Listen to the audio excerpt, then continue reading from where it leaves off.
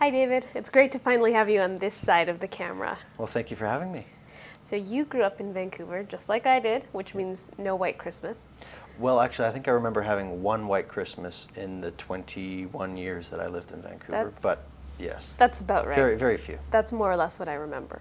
But you come from this beautiful big family. Well, first of all, how many of you are there, and how did you celebrate Christmas? Oh, well, there was, I had 5 siblings. I have 5 siblings, so there were 6 of us, and of course my 2 parents as well.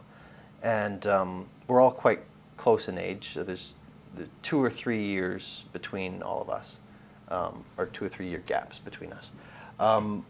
My parents decided that they disliked the whole commercialization of Christmas, and they didn't want to have, you know, Christmas be celebrated for the duration of Advent and then end on Christmas Day, like they do in box stores and whatever. You know, you go to the mall and you see all the Christmas decorations the day after Halloween, basically. Yeah.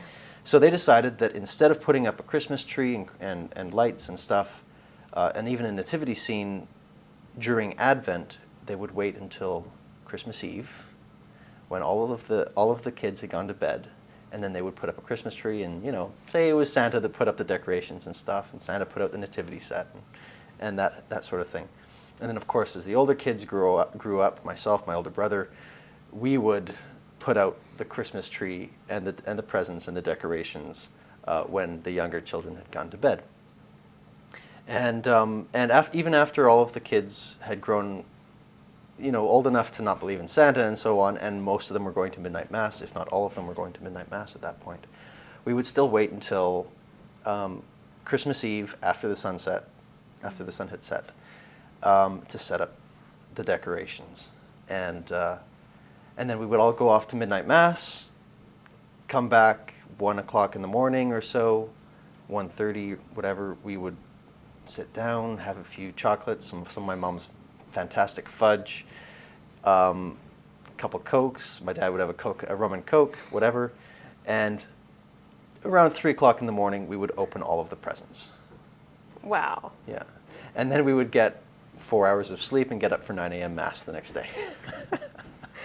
How's that changed since you've been out here? How do you keep those traditions alive? Well, actually, for the most part, I do the same thing. I won't put up decorations until Christmas Eve, you know, and I'll go to midnight mass, pour myself a drink after midnight mass, and then open all my presents at 1 or 2 in the morning. So I've kept that family tradition even out here in Toronto. And this year, you're going back to Vancouver for That's right. Christmas. It'll be the first time I've been home for Christmas in 5 years. So I'm very excited, and my mom's very excited as well. Of course. And it'll be just like old times, you know. Wonderful. And it won't be a white Christmas. It'll be a rainy Christmas. It will be, but you know, that's what we love.